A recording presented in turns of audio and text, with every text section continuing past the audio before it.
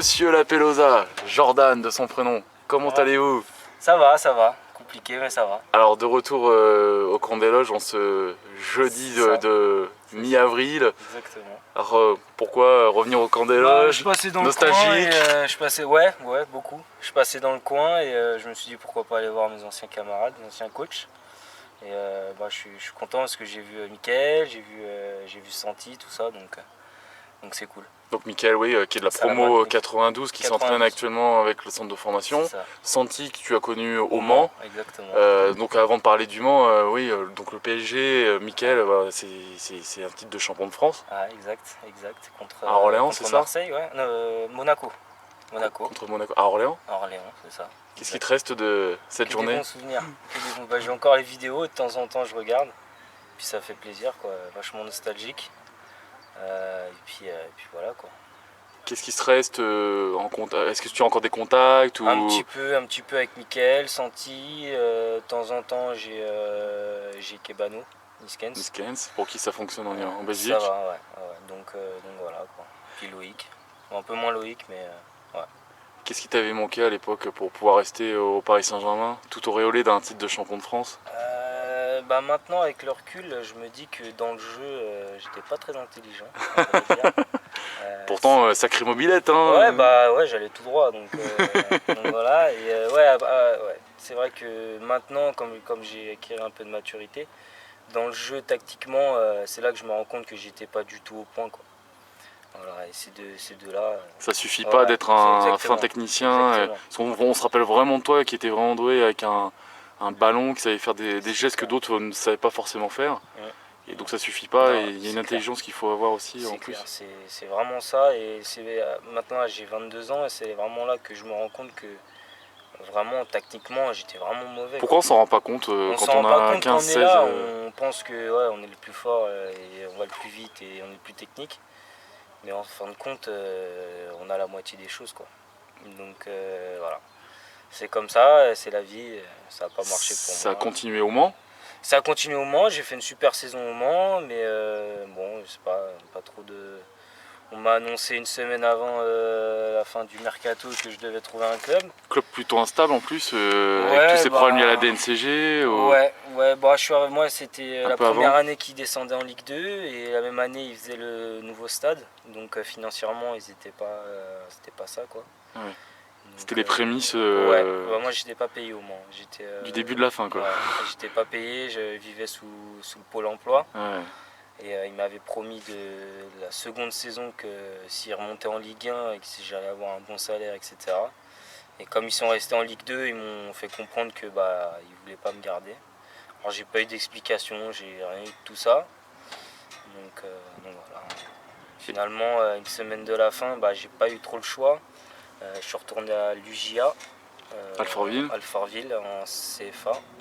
Et je me suis fait pubalgie, quoi. Je me suis fait les abdos, donc du coup ça m'a vraiment mis un coup. Et c'est vraiment là que ça a un petit peu parti en sucette. Ouais. C'est difficile de retrouver la motivation. Déjà dans la tête se dire qu'on n'est plus en centre, on n'est plus du côté pro, c'est dur.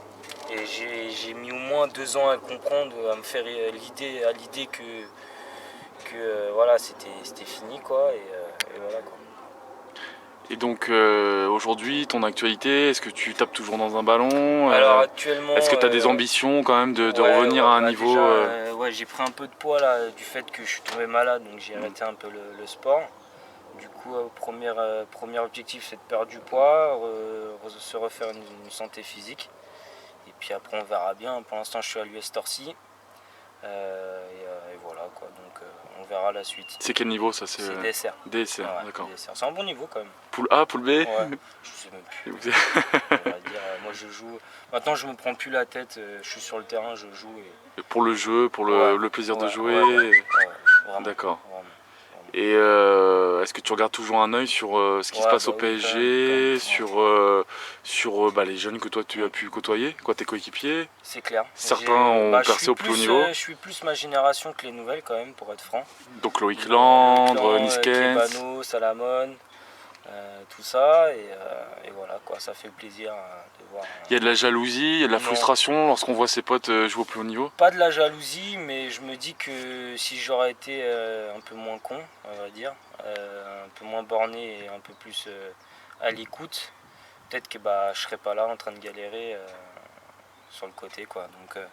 Donc ouais, si j'ai un conseil à donner à ceux qui sont là, c'est écouter, progresser et fermer votre bouche, quoi. En gros, en gros c'est ça.